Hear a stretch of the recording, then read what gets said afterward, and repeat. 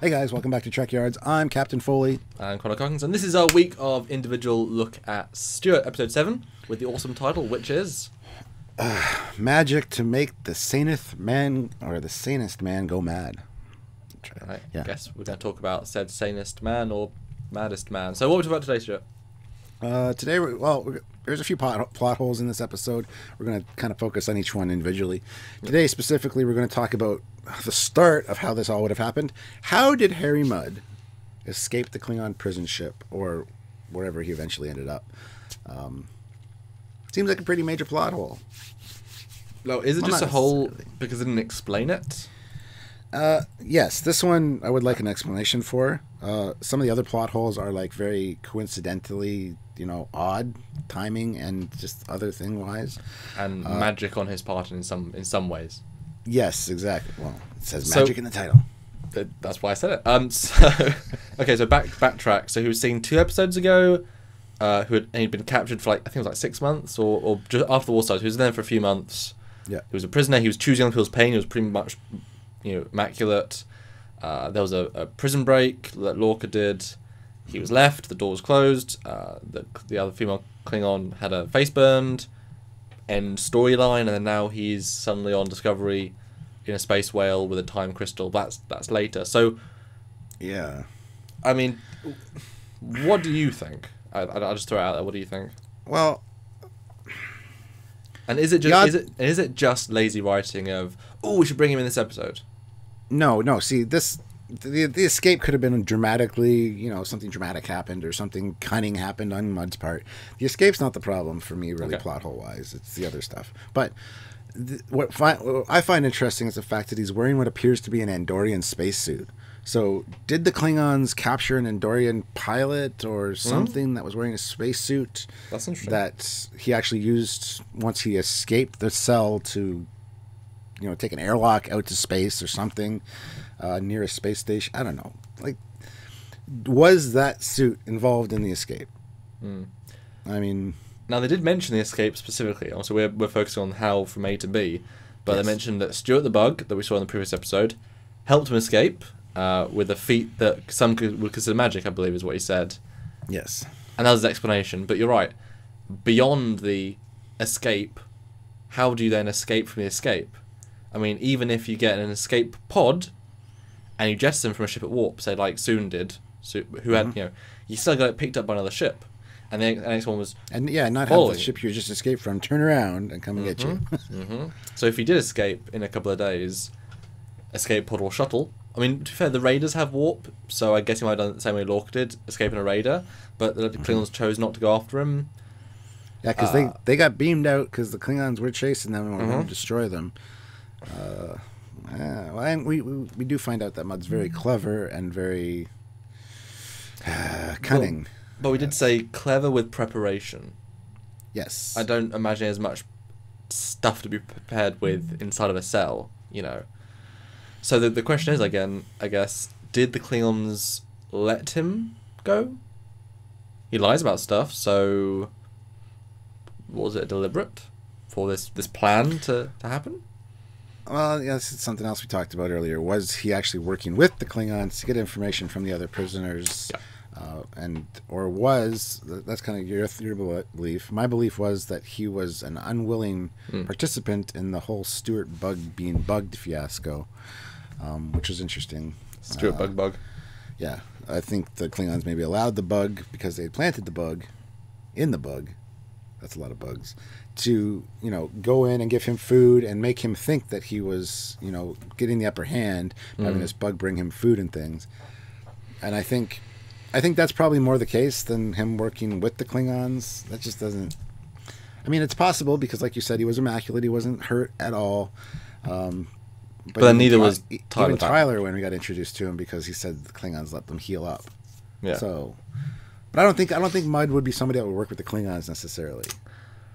But how much of a line is there between working with them versus selling them the key to winning and conquering the galaxy? Where's the line there? I mean, surely he sees that Klingons, these awfully racist and mean ones that disintegrate without warning, they're not the best guys to run the galaxy. if they expansion and No. win this war. I mean, it's obviously short-term gains for whatever, but And the thing is, too, he does mention, yes, selling the Discovery to the Klingons as a way to win the war. How did he find out that Lorca was A, captain of the Discovery, B, that the Discovery was so important? Because this is top-level admiral stuff about how important the Discovery is. And if he did know this stuff and he went to the Klingons saying, I have all this information, I can't tell you how I got it, would you want me to acquire the ship for you? And the Klingons are like, yes, that's actually a great idea. Here, we'll let you escape, and then we have no intention of paying you because we're just going to kill you when we see you. There's a lot of avenues that this could go down. Whether he is working with the Klingons, for the Klingons, or just trying to do self-preservation, or actually did escape, and then thought, well, I can get rich at the same time by selling them the ship. But are the Klingons going to buy the ship, or are they just going to kill him and take it? God, you ask so many questions that need more questions being asked. I'm sorry, I tend to do that. I ramble. Now, obviously, we want to break these plot holes into separate episodes because each one has different avenues to go down. We don't want a 30-minute discussion where we're going to, it has chapters to skip. So I don't want to necessarily go into how do you find Discovery, because that's a whole different discussion to have, same with the Space Whale. But you're right. If he...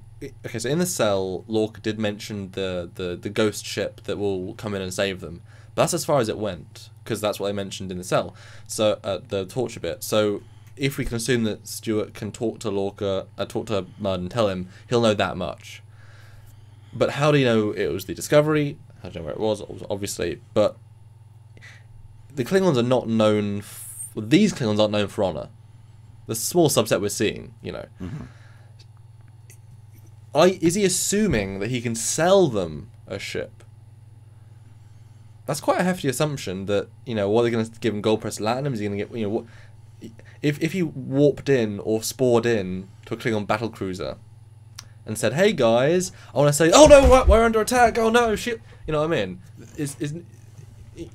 So the fact that he called a close Klingon ship, now, if he's working with the Klingons, that explains why the Klingon ship is so close, and they can cloak, so hey, it's literally over there. If he's working with them, then he's already worked out a price in the sense that he knows they'll actually buy it off him, and money speaks. All the races use traders in some respect for different reasons. So, does that make more sense that he worked out a deal with them? Because to assume a Klingon would buy the ship and not just shoot it out of the sky or board it and kill you, is that not a bit too much faith in the Klingons based on what we've seen to trust them? Yes. So maybe he said to the Klingon lady, you've no, I'm here because I went into your space. I'm not a huge criminal. I want to kill this Lorca guy. His ship's really important. I have a plan. Well, she'd be like, what's your plan? And then if he mentions a time crystal, I'm sure the Klingons would be like, that would come in handy. Can we have some? Imagine a cloaked, spore drive time crystal ship. Oh my goodness. They keep sporing into Starfleet Command and beam people until they get it right. Until they get it right. God, these... Yeah.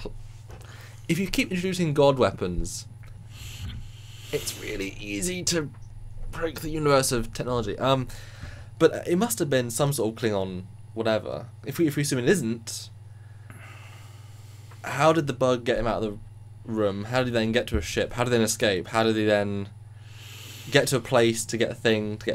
Yeah, that's another conversation. But it feels like it's so... All these questions are answered by the Klingons and him at a deal. Yeah, exactly. But is that plausible? Is that realistic? I mean, possibly with these Klingons. I can see that. Because I don't think escaping would be very easy. Because even if Discovery wouldn't have been there, Lorca and Tyler would have been dead. Because that raider was on the brink of exploding when they got beamed out. Mm-hmm. Yep.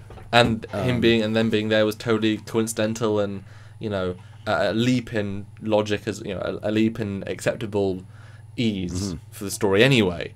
So but if the raiders can go to warp though, which we know they sort of can, if those are actually raiders, that's But a raider can be out warped by a capital ship. Or could it be that Mudd was being transferred from the prison transport ship to another, like Ruapente, a more stable prison facility, and he was on a shuttle or something, and then took out the guard, because in this Star Trek universe, there's only one pilot per shuttle, no matter what, even if it's Klingon, probably. So you kill that pilot, and you're good to go. You can take the shuttle, and you're on your way. And they're warp-capable shuttles, we know that. Yep. So, well, that's actually really interesting. Yeah, I mean, if the captain of your ship, and again, we're assuming that what we assumed last week, that how they got Lorca was inside knowledge. That's why they were there. So if that mission was done, and Mudd was there to get information, if that was also a part of the ruse, whatever, as was Ash, because it has to be a multiple level thing, then yeah, his job's done, he's been transferred because the captain doesn't want to be on that ship anymore, to send him to a different ship. I mean, if they forget about Stewart, because she's a bit preoccupied with her face being burned, then yeah, he could, as you would be. Yeah, then he can get into the ship systems and get the keys or whatever and let Mudd escape or help him in some way. And I can see him doing a shuttle break. I didn't get the sense of any other prisoners from that episode because we saw it's quite a small ship, wasn't huge. Yeah, huge. Well, even said 30 to 40 crew, which is whatever. But. Yeah, so they're not going to have 300 prisoners and 30 guards, are you? I mean, I know you have that for normal prisons, but also they're not on spaceships. They're on buildings that have locks. Spaceships can be stolen. Prisons can't be stolen. And they haven't got replicators inside. So I feel like it must be a Klingon thing. But then, if they gave him the time stuff, God, that opens up so many doors. But that's another episode, I believe. Well, apparently he had mentioned to Ash that he had the time stuff before, because he memorized the patterns for the Betazoid bank robbery, which implies that he had the time technology and got to know the routines before. That's kind of what was implied in the episode. So I don't know.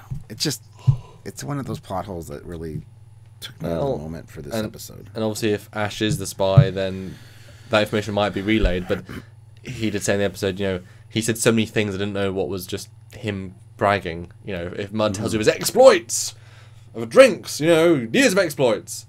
I heisted a bank, And people like him tend to exaggerate. He was the getaway driver for the actual robbers, but they all got killed, so he takes credit for it. Yeah. Yeah. Exactly. Absolutely. So, I don't know. How did he escape? We don't know. Okay, quick question. If he is working with the Klingons, do you think it's possible, plausible, realistic that Klingons have worked out a way of tracking the spore drive? I'm sure it's leaving off some sort of radiation.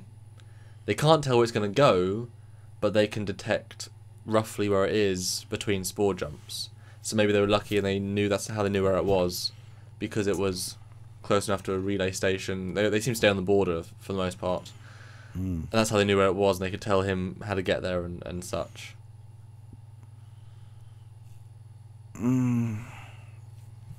Maybe. I mean, which episode was it? We saw the map of the Klingon border. All of them. And the one showed Ruapente, which is their main penal facility, right near the border, which is kind of odd. Well, yeah. I can't remember if it's in real, the real maps that I never checked. I can't remember if it's there. I'm sure they are using the canon maps since they're fully licensed maps. I can't see your prison facility being that close to enemy territory, but anyway. Well, maybe there was a de-expansion years ago. That was actually, they lost a lot of ground on that border. Anyway. Yeah, so what was the episode about again? It was about Mudd. How did he escape? That's right. Escape, yes. I don't know. So are we saying he escaped? He was let go, or he was allowed to I think he was probably allowed to escape, to believe that he was allowed to escape so they could track him. And but then why would he make a deal with them? See, that doesn't make sense either then. If they were tracking him and he was going to get revenge on Lorca and take Discovery for himself, then they could come in, warp in, and take him out to get Discovery. That makes more sense. But to let him go and make him think that he escaped, and then for him to turn around and make a deal with the Klingons seems odd. But this ship can blink out of existence. Yes. So you have one chance to capture it, actually capture it. So if you knew where it was because of Mudd, that's fine. But then if he hasn't taken over the ship, and you can imagine he wouldn't say about the whole time repeater thing. If he hasn't taken over the ship, and the Klingons get there and it disappears, oops, you've lost Mudd as an asset. So playing him, allowing him to escape, he then thinks of his own volition, You know what? I'm going to sell it to them. They might have tortured me or tried to torture me for 7 months, but you know what? I'm going to sell it to them. They'll let him escape to do that maybe, but then when he says, I've got control, he'll let them walk on board and they've got it. You know, that's scheming. You know, it's scheming within scheming. Maybe during their torture, they subconsciously put in the thought that after you escape, you're going to want to contact us. Because really, if you have a prisoner that escapes your facilities, or are you going to make a deal with them later? No, you're going to be like, well, yeah, you might, because once we see you, we're going to recapture you. Well, yes, but we know that, you know, 2 out of every 3 prisoners is totally emotionally unharmed by said torture. So interesting, yeah. Oh my god, I don't know. 1 always dies, but 2 survive. The point is, we don't really know, I guess. And he did talk a lot in the episode. He got a lot of lines, which I absolutely love a lot of his dialogue. Should he have said at any point? Because he did have a whole monologue about, I'm back to get you, Lorca, I'm ready. Yeah. Should he have said, you know, I made a deal with the Klingons? Like, should he have elaborated a bit more, do you think? Yes, I think he should have. Because we know he's got a small ship, he's got the time crystal, and he's got an Andorian spacesuit. All this must tie in somehow with the escape, or some of it. I think the Andorian spacesuit's very interesting, and it's never referred to, it's never mentioned. It just looks like an odd-looking, cartoonish spacesuit. But because of the antenna things, it's clearly an Andorian design. And blue. And the blue glowies. Yeah. These things actually tell you something. Yeah. I love the fact they did that. It could have been a human spacesuit. No, Andorian. Why not? Because lols. Yeah. Oh, well, the thing is, we know we're going to see Andorians, so just reuse the prop. I mean, I buy that 100%. Yeah. I just thought it seemed very cartoonish and poor design for a spacesuit, but whatever. It's like a shield suit. That's another episode. Shh. We'll talk about it later, I guess. So there you go, guys. We both think he was let go, had a plan, bit more, whatever. Do you think we're going to see Mudd again? Because he had a pretty satisfying conclusion. That's a good question. I was really surprised how satisfying the conclusion was, in fact. That's a good question. Yeah, you could leave it like that and have him show up just in TOS like he does, perfectly explained. And two appearances in one show, 2 in the other. Symmetry. Yeah. I'd like to kind of see him again, to be honest. He did a great job of Mudd, and I'd really like to see him again, personally. And I think we might. If they go 7 seasons, I think they'll bring him back for something. Yeah, well, the thing is, now he can just be a trader. Like, he can be... he's zoning into the other character. Yeah. He had more of that in this. He wasn't the prisoner he had to control, like he had in like the other episodes a little bit more. So it'd be fun to see him progress even more. Maybe he convinced Stella to let him go and do trading. And so you see him trying to sell something somewhere else, and Discovery spores in and is like, oh god, it's Mudd again. Hello, gentlemen, I'm here to sell Tritium D to Vulcans, because, you know, they love that stuff. And, of course, Lorca would be like, you shouldn't trust this guy. Well, why not? Well, because we've dealt with him before. Really? Well, anyway, yeah, I'd love to see more of Mudd. I think it'd be kind of fun. So, yeah, I think he probably worked with the Klingons. But anyway, what do you guys think? As Tim just mentioned, what do you guys think? Do you think... Put it in the comments. What do you think happened? We don't know. And don't forget to like this video, subscribe to the channel, and check out Trekyards on Facebook, because there's lots of great discussions over there all the time. Yes, and of course, if you want to support this show, there's a couple of great ways, either by our Patreon, a monthly donation scheme where everything goes towards production of this show and keep the lights on, and so you get daily, well, for Discovery daily content or weekly content for our normal shows, or a one-time donation at trekyards.com and go a little bit or a lot, all really appreciated. And if you want to commission an episode of Trekyards, we do submissions for a donation, and we'll have your whatever picked and jump right ahead of the queue. Let us know. Exactly. So until next time, guys, I'm Captain Foley. I am Commander Holmes.